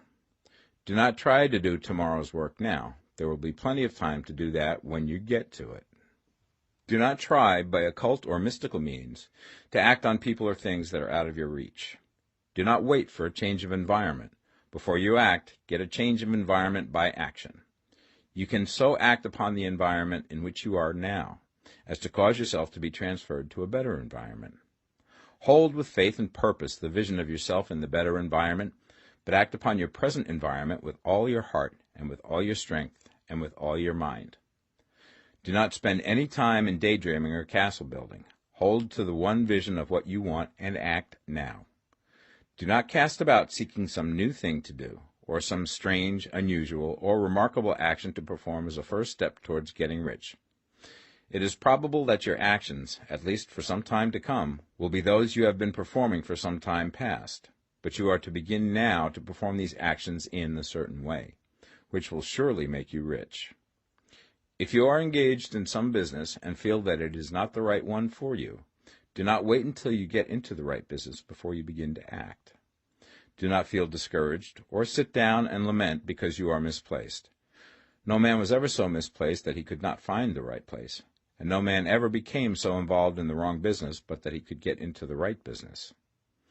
Hold the vision of yourself in the right business, with the purpose to get into it, and the faith that you will get into it, and are getting into it, but act in your present business.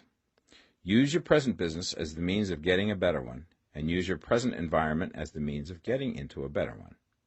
Your vision of the right business, if held with faith and purpose, will cause the Supreme to move the right business towards you, and your action, if performed in a certain way, will cause you to move towards the business.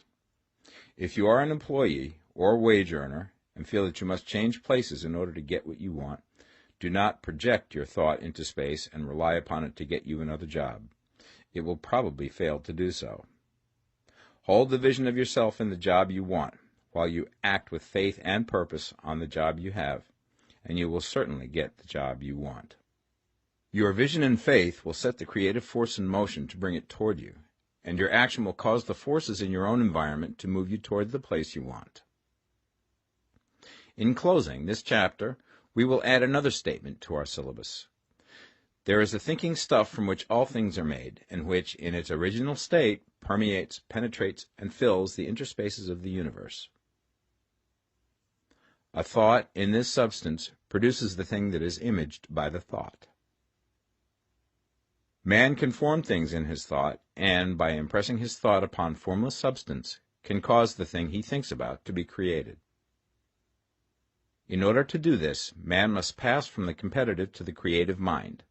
He must form a clear mental picture of the thing he wants, and hold this picture in his thoughts with the fixed purpose to get what he wants, and the unwavering faith that he does get what he wants, closing his mind to all that may tend to shake his purpose, dim his vision, or quench his faith.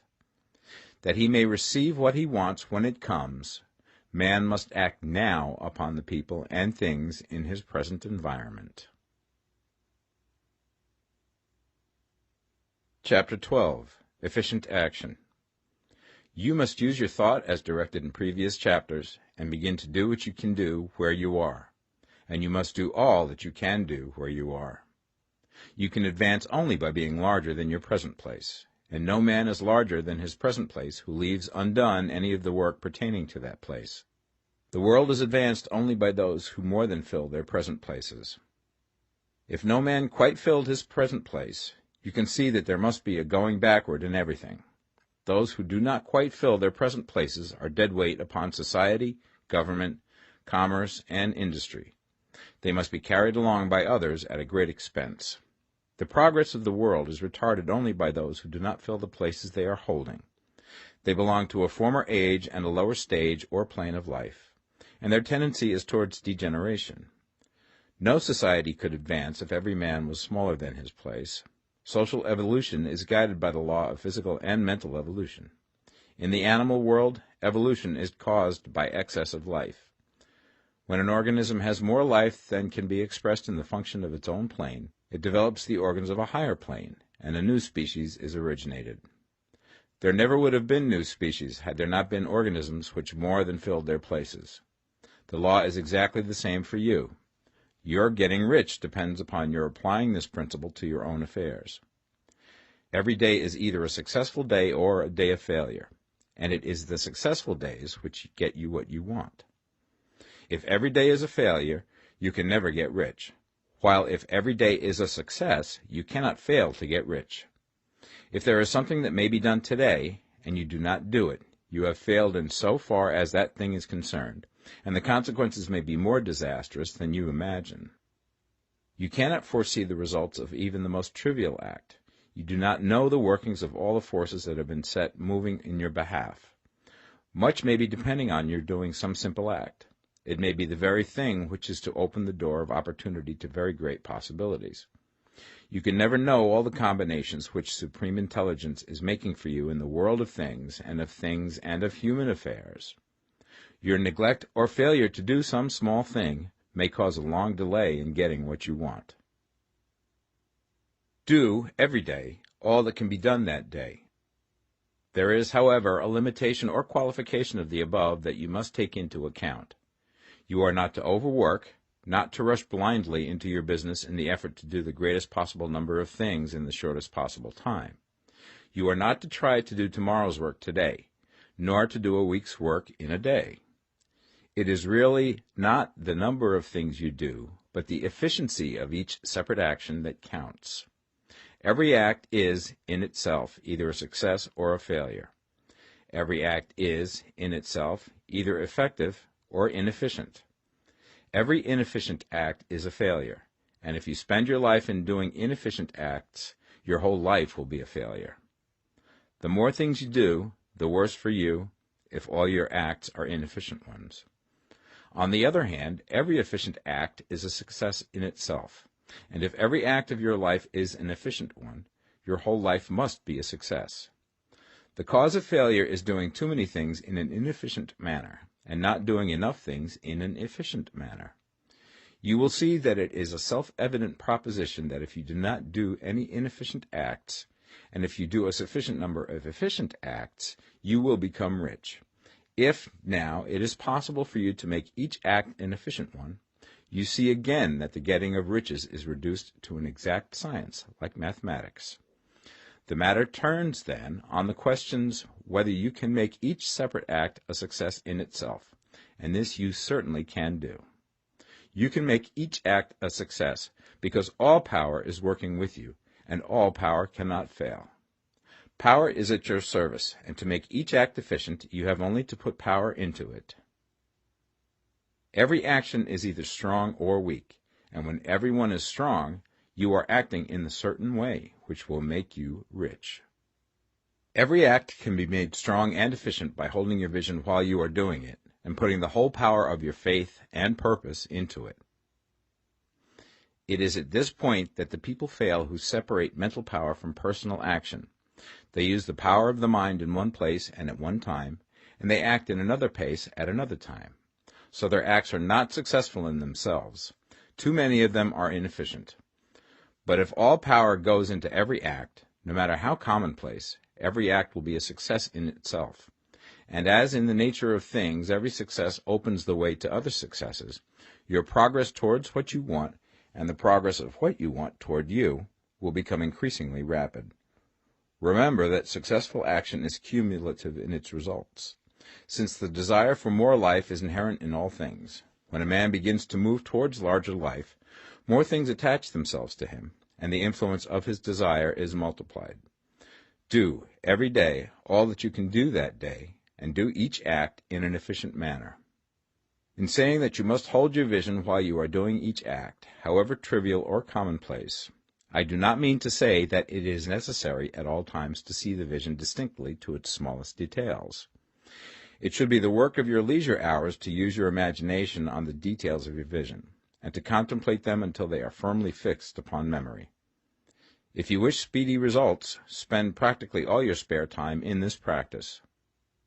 By continuous contemplation you will get the picture of what you want, even to the smallest details, so firmly fixed upon your mind and so completely transferred to the mind of formless substance, that in your working hours you need only to mentally refer to the picture to stimulate your faith and purpose, and cause your best effort to be put forth. Contemplate your picture in your leisure hours until your consciousness is so full of it that you can grasp it instantly. You will become so enthused with its bright promises that the mere thought of it will call forth the strongest energies of your whole being. Let us again repeat our syllabus, and by slightly changing the closing statements, bring it to the point we have now reached. There is a thinking stuff from which all things are made, and which, in its original state, permeates, penetrates, and fills the interspaces of the universe.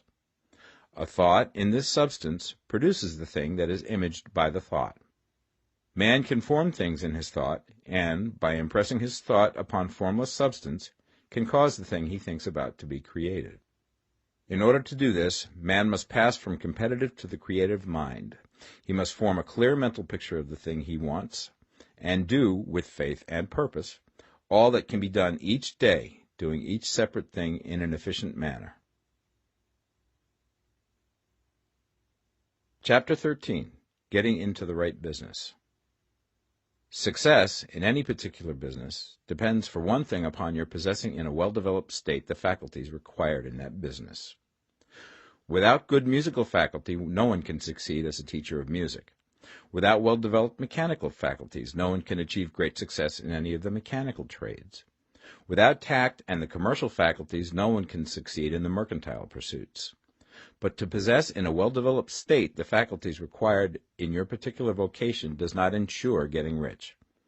There are musicians who have remarkable talent and who yet remain poor. There are blacksmiths, carpenters, and so on who have excellent mechanical ability, but who do not get rich. And there are merchants with good faculties for dealing with men who nevertheless fail. The different faculties are tools. It is essential to have good tools, but it is also essential that the tools should be used in the right way. One man can take a sharp saw, a square, a good plane, and so on, and build a handsome article of furniture. Another man can take the same tools and set to work to duplicate the article, but his production will be a botch. He does not know how to use good tools in a successful way.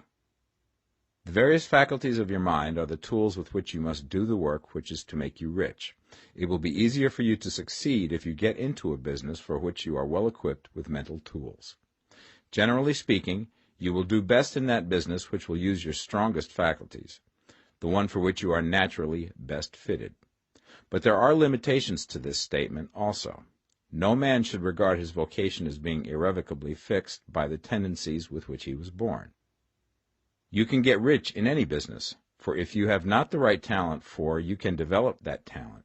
It merely means that you will have to make your tools as you go along, instead of confining yourself to the use of those with which you were born. It will be easier for you to succeed in a vocation for which you already have the talent in a well-developed state, but you can succeed in any vocation, for you can develop any rudimentary talent, and there is no talent of which you have not at least the rudiment. You will get rich most easily in point of effort if you do that for which you are best fitted, but you will get rich most satisfactorily if you do that which you want to do. Doing what you want to do is life, and there is no real satisfaction in living if we are compelled to be forever doing something which we do not like to do, and can never do what we want to do. And it is certain that you can do what you want to do. The desire to do it is proof that you have within you the power which can do it. Desire is a manifestation of power. The desire to play music is the power which can play music seeking expression and development. The desire to invent mechanical devices is the mechanical talent seeking expression and development. When there is no power, either developed or undeveloped, to do a thing, there is never any desire to do that thing. And where there is strong desire to do a thing, it is certain proof that the power to do it is strong, and only requires to be developed and applied in the right way. All things else being equal, it is best to select the business for which you have the best developed talent. But if you have a strong desire to engage in any particular line of work, you should select that work as the ultimate end at which you aim. You can do what you want to do, and it is your right and privilege to follow the business or avocation which will be most congenial and pleasant.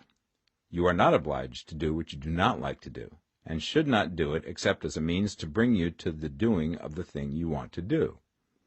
If there are past mistakes whose consequences have placed you in an undesirable business or environment, you may be obliged for some time to do what you do not like to do. If you feel that you are not in the right vocation, do not act too hastily in trying to get into another one. The best way, generally, to change business or environment is by growth. Do not be afraid to make a sudden and radical change if the opportunity is presented, and you feel after careful consideration that it is the right opportunity. But never take sudden or radical action when you are in doubt as to the wisdom of doing so. There is never any hurry on the creative plane, and there is no lack of opportunity. When you get out of the competitive mind, you will understand that you never need to act hastily. No one else is going to beat you to the thing you want to do. There is enough for all. If one space is taken, another and a better one will be opened for you a little further on. There is plenty of time. When you are in doubt, wait. Fall back on the contemplation of your vision, and increase your faith and purpose. And by all means, in times of doubt and indecision, cultivate gratitude. A day or two spent in contemplating the vision of what you want, and in earnest thanksgiving that you are getting it, will bring your mind into such close relationship with the Supreme that you will make no mistake when you do act. There is a mind which knows all there is to know, and you can come into close unity with this mind by faith and the purpose to advance in life if you have deep gratitude. Mistakes come from acting hastily, or from acting in fear or doubt, or in forgetfulness of the right motive, which is more life to all and less to none. As you go on in the certain way, opportunities will come to you in increasing number, and you will need to be very steady in your faith and purpose, and to keep in close touch with the all-mind by reverent gratitude. Do all that you can do in a perfect manner every day, but do it without haste, worry, or fear. Go as fast as you can, but never hurry. Remember that in the moment you begin to hurry, you cease to be a creator and become a competitor. You drop back upon the old plane again. Whenever you find yourself hurrying, call a halt.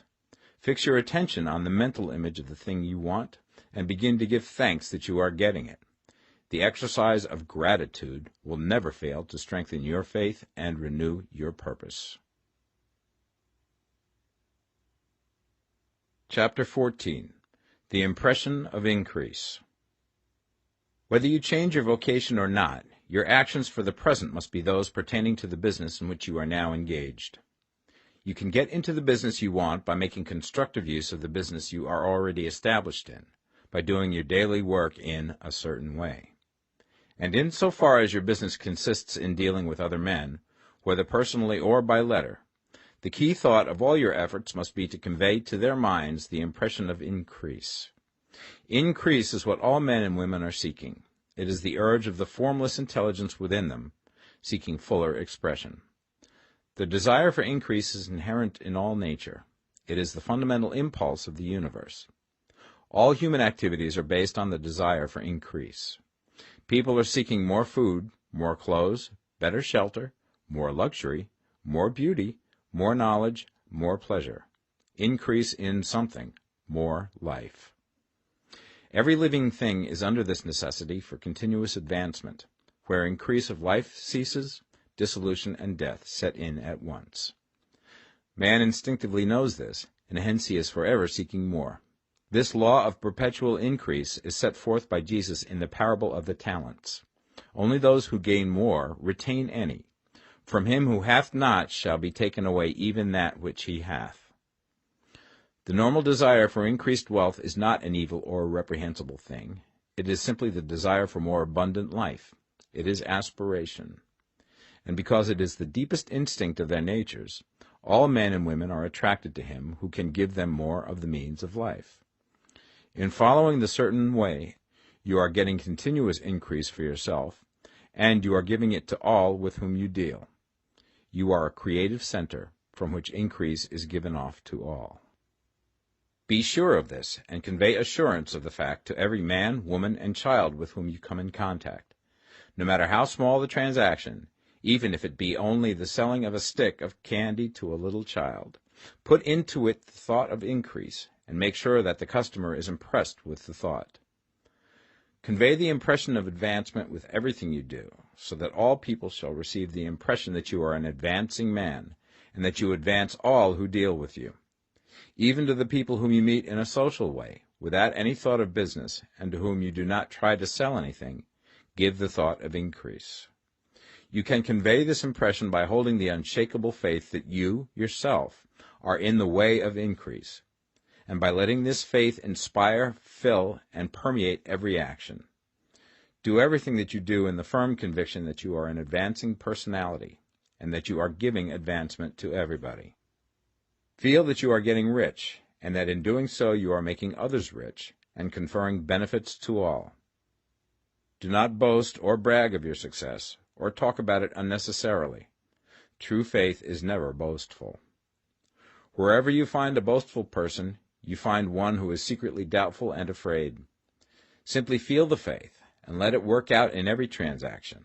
Let every act and tone and look express the quiet assurance that you are getting rich, that you are already rich. Words will not be necessary to communicate this feeling to others. They will feel the sense of increase when in your presence and will be attracted to you again. You must so impress others that they will feel that in associating with you they will get increase for themselves. See that you give them a use value greater than the cash value you are taking from them. Take an honest pride in doing this, and let everybody know it, and you will have no lack of customers. People will go where they are given increase, and the Supreme, which desires increase in all, and which knows all, will move towards you men and women who have never heard of you. Your business will increase rapidly, and you will be surprised at the unexpected benefits which will come to you. You will be able from day to day to make larger combinations, secure greater advantages, and to go on into a more congenial vocation if you desire to do so. You must never lose sight of your vision of what you want, or your faith and purpose to get what you want. Let me here give you another word of caution in regards to motives. Beware of the insidious temptation to seek for power over other men. Nothing is so pleasant to the unformed or partially developed mind as the exercise of power or dominion over others. The desire to rule for selfish gratification has been the curse of the world. For countless ages, kings and lords have drenched the earth with blood in their battles to extend their dominions. This not to seek more life for all, but to get more power for themselves. Today, the main motive in the business and industrial world is the same. Men marshal their armies of dollars and lay waste the lives and hearts of millions in the same mad scramble for power over others. Commercial kings, like political kings, are inspired by the lust for power. Jesus saw in this desire for mastery the moving impulse of that evil world he sought to overthrow. Read the 23rd chapter of Matthew and see how he pictures the lust of the Pharisees to be called master, to sit in the high places, to domineer over others, and to lay burdens on the backs of the less fortunate. And note how he compares this lust for dominion with the brotherly seeking for the common good to which he calls his disciples. Look out for the temptation to seek for authority, to become a master, to be considered as one who is above the common herd, to impress others by lavish display, and so on. The mind that seeks for mastery over others is the competitive mind, and the competitive mind is not the creative one. In order to master your environment and your destiny, it is not at all necessary that you should rule over your fellow men, and, indeed, when you fall into the world's struggle for the high places, you begin to be conquered by fate and environment, and your getting rich becomes a matter of chance and speculation. Beware the competitive mind. No better statement of the principle of creative action can be formulated than the favorite declaration of the late Golden Rule Jones of Toledo. What I want for myself, I want for everybody. Chapter 15. The Advancing Man. What I have said in the last chapter applies as well to the professional man and the wage earner as to the man who is engaged in mercantile business. No matter whether you are a physician, a teacher, or a clergyman, if you can give increase of life to others and make them sensible of the fact, they will be attracted to you and you will get rich. The physician who holds the vision of himself as a great and successful healer, and who works towards the complete realization of that vision with faith and purpose, as described in former chapters, will come into such close touch with the source of life that he will be phenomenally successful. Patients will come to him in throngs. No one has a greater opportunity to carry into effect the teaching of this book than the practitioner of medicine. It does not matter to which of the various schools he may belong, for the principle of healing is common to all of them, and may be reached by all alike. The advancing man in medicine, who holds to a clear mental image of himself as successful, and who obeys the laws of faith, purpose, and gratitude, will cure every curable disease he undertakes, no matter what remedies he may use. In the field of religion, the world cries out for the clergyman who can teach his hearers the true science of abundant life. He who masters the details of the science of getting rich, together with the allied sciences of being well, of being great, and of winning love, and who teaches these details from the pulpit, will never lack for a congregation. This is the gospel that the world needs. It will give increase of life, and men will hear it gladly, and will give liberal support to the man who brings it to them. What is now needed is a demonstration of the science of life from the pulpit. We want preachers who can not only tell us how, but who, in their own persons, will show us how. We need the preacher who will himself be rich, healthy, great, and beloved, to teach us how to attain to these things, and when he comes he will find a numerous and loyal following. The same is true of the teacher who can inspire the children with the faith and purpose of the advancing life. He will never be out of a job, and any teacher who has this faith and purpose can give it to his pupils. He cannot help giving it to them if it is part of his own life and practice. What is true of the teacher, preacher, and physician is true of the lawyer, dentist, real estate man, insurance agent, of everybody. The combined mental and personal action I have described is infallible. It cannot fail. Every man and woman who follows these instructions steadily, perseveringly, and to the letter, will get rich. The law of the increase of life is as mathematically certain in its operation as the law of gravitation. Getting rich is an exact science. The wage earner will find this as true of his case as of any others mentioned. Do not feel that you have no chance to get rich because you are working where there is no visible opportunity for advancement, where wages are small and the cost of living high. Form your clear mental vision of what you want and begin to act with faith and purpose. Do the work that you can do every day, and do each piece of work in a perfectly successful manner. Put the power of success and the purpose to get rich into everything that you do. But do not do this merely with the idea of currying favor with your employer in the hopes that he or those above you will see your good work and advance you. It is not likely that they will do so. The man who is merely a good workman, filling his place to the very best of his ability, and satisfied with that, is valuable to his employer, and it is not to the employer's interest to promote him. He is worth more where he is. To secure advancement, something more is necessary than to be too large for your place. The man who is certain to advance is the one who is too big for his place, and who has a clear concept of what he wants to be, who knows that he can become what he wants to be, and who is determined to be what he wants to be. Do not try to more than fill your present place with a view to pleasing your employer. Do it with the idea of advancing yourself. Hold the faith and purpose of increase during work hours, after work hours, and before work hours. Hold it in such a way that every person who comes in contact with you, whether foreman, fellow workman, or social acquaintance, will feel the power of purpose radiating from you, so that everyone will get the sense of advancement and increase from you. Men will be attracted to you, and if there is no possibility for advancement in your present job, you will very soon see an opportunity to take another job. There is a power which never fails to present opportunity to the advancing man who is moving in obedience to law. God cannot help helping you if you act in a certain way.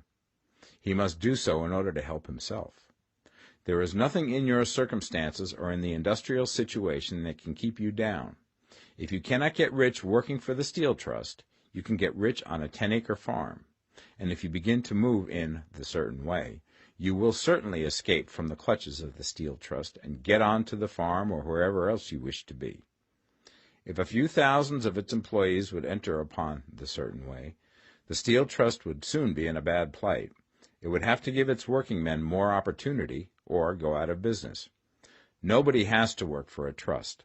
The trusts can keep men in so-called hopeless conditions only so long as there are men who are too ignorant to know of the science of getting rich, or too intellectually slothful to practice it. Begin this way of thinking and acting, and your faith and purpose will make you quick to see any opportunity to better your condition. Such opportunities will speedily come, for the Supreme, working in all and working for you, will bring them before you. Do not wait for an opportunity to be all that you want to be. When an opportunity to be more than you are now is presented, and you feel impelled toward it, take it. It will be the first step towards a greater opportunity. There is no such thing possible in this universe as a lack of opportunities for the man who is living the advancing life.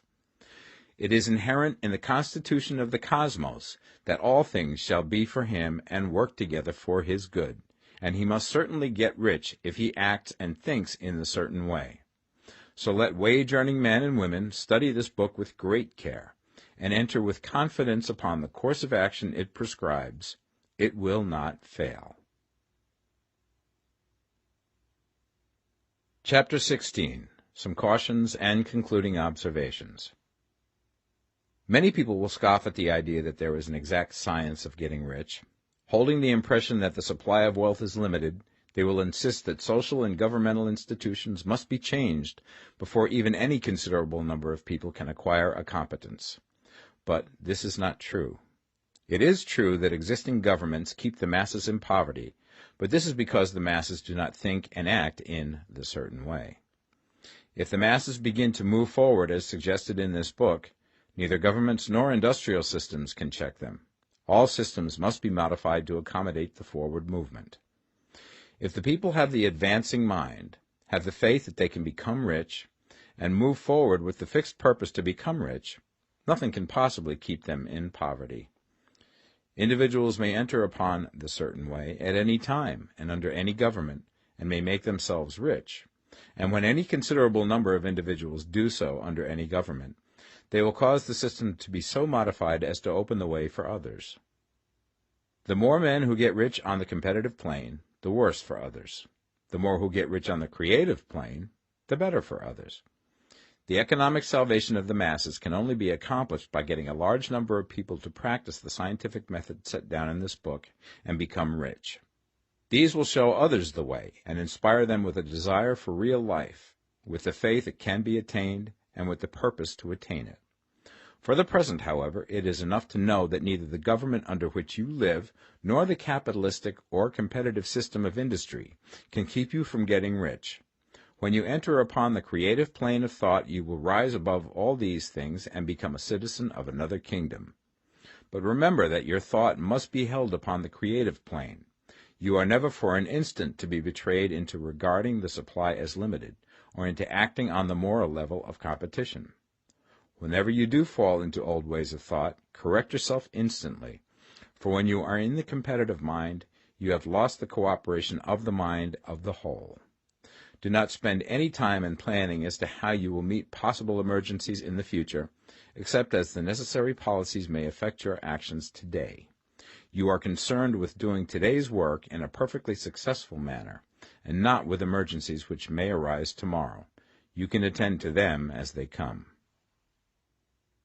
Do not concern yourself with questions as to how you shall surmount obstacles which may loom upon your business horizon, unless you can see plainly that your course must be altered today in order to avoid them. No matter how tremendous an obstruction may appear at a distance, you will find that if you go on in the certain way, it will disappear as you approach it, or that a way over, through, or around it will appear. No possible combination of circumstances can defeat a man or woman who is proceeding to get rich along strictly scientific lines. No man or woman who obeys the law can fail to get rich, any more than one can multiply 2 by 2 and fail to get 4. Give no anxious thought to possible disasters, obstacles, panics, or unfavorable combinations of circumstances. It is time enough to meet such things when they present themselves before you in the immediate present, and you will find that every difficulty carries with it the wherewithal for its overcoming. Guard your speech. Never speak of yourself, your affairs, or of anything else in a discouraged or discouraging way. Never admit the possibility of failure, or speak in a way that infers failure as a possibility. Never speak of times as being hard, or of business conditions as being doubtful. Times may be hard and business doubtful for those who are on the competitive plane, but they can never be so for you. You can create what you want, and you are above fear. When others are having hard times and poor business, you will find your greatest opportunities.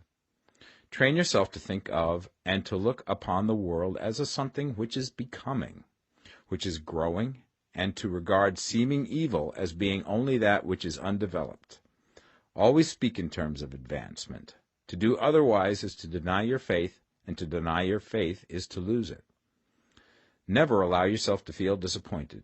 You may expect to have a certain thing at a certain time, and not get it at that time, and this will appear to you like failure.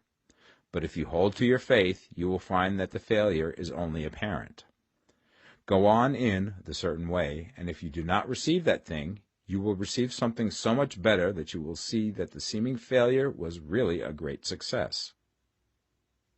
A student of this science had set his mind on making a certain business combination which seemed to him at the time to be very desirable, and he worked for some weeks to bring it about. When the crucial time came, the thing failed in a perfectly inexplicable way. It was as if some unseen influence had been working secretly against him. He was not disappointed. On the contrary, he thanked God that his desire had been overruled, and went steadily on with a grateful mind. In a few weeks an opportunity so much better came his way that he would not have made the first deal on any account, and he saw that a mind which knew more than he knew had prevented him from losing the greater good by entangling himself with the lesser. That is the way every seeming failure will work out for you, if you keep your faith, hold to your purpose, have gratitude, and do, every day, all that can be done that day, doing each separate act in a successful manner. When you make a failure, it is because you have not asked for enough. Keep on, and a larger thing than you were seeking will certainly come to you. Remember this. You will not fail because you lack the necessary talent to do what you wish to do. If you go on as I have directed, you will develop all the talent that is necessary to the doing of your work. It is not within the scope of this book to deal with the science of cultivating talent, but it is as certain and simple as the process of getting rich. However, do not hesitate or waver for fear that when you come to any certain place you will fail for lack of ability. Keep right on, and when you come to that place, the ability will be furnished to you. The same source of ability which enabled the untaught Lincoln to do the greatest work in government ever accomplished by a single man is open to you. You may draw upon all the mind there is for wisdom to use in meeting the responsibilities which are laid upon you. Go on in full faith. Study this book. Make it your constant companion until you have mastered all the ideas contained in it. While you are getting firmly established in this faith, you will do well to give up most recreations and pleasure, and to stay away from places where ideas conflicting with these are advanced in lectures or sermons. Do not read pessimistic or conflicting literature, or get into arguments upon the matter. Do very little reading, outside of the writers mentioned in the preface. Spend most of your leisure time in contemplating your vision, and in cultivating gratitude, and in reading this book. It contains all you need to know of the science of getting rich, and you will find all the essentials summed up in the following chapter. Chapter 17. Summary of the Science of Getting Rich. There is a thinking stuff from which all things are made, and which, in its original state, permeates, penetrates, and fills the interspaces of the universe. A thought in this substance produces the thing that is imaged by the thought. Man can form things in his thought, and by impressing his thought upon formless substance can cause the thing he thinks about to be created. In order to do this, man must pass from the competitive to the creative mind, otherwise he cannot be in harmony with the formless intelligence, which is always creative and never competitive in spirit. Man may come into full harmony with the formless substance by entertaining a lively and sincere gratitude for the blessings it bestows upon him. Gratitude unifies the mind of man with the intelligence of substance, so that man's thoughts are received by the formless. Man can remain upon the creative plane only by uniting himself with the formless intelligence through a deep and continuing feeling of gratitude. Man must form a clear and definite mental image of the things he wishes to have, to do, or to become, and he must hold this mental image in his thoughts, while being deeply grateful to the Supreme that all his desires are granted to him. The man who wishes to get rich must spend his leisure hours in contemplating his vision, and in earnest thanksgiving that the reality is being given to him. Too much stress cannot be laid on the importance of frequent contemplation of the mental image, coupled with unwavering faith and devout gratitude. This is the process by which the impression is given to the formless, and the creative forces set in motion. The creative energy works through the established channels of natural growth, and of the industry and social order. All that is included in his mental image will surely be brought to the man who follows the instructions given above, and whose faith does not waver. What he wants will come to him through the ways of established trade and commerce. In order to receive his own when it shall come to him, man must be active, and this activity can only consist in more than filling his present place. He must keep in mind the purpose to get rich through the realization of his mental image.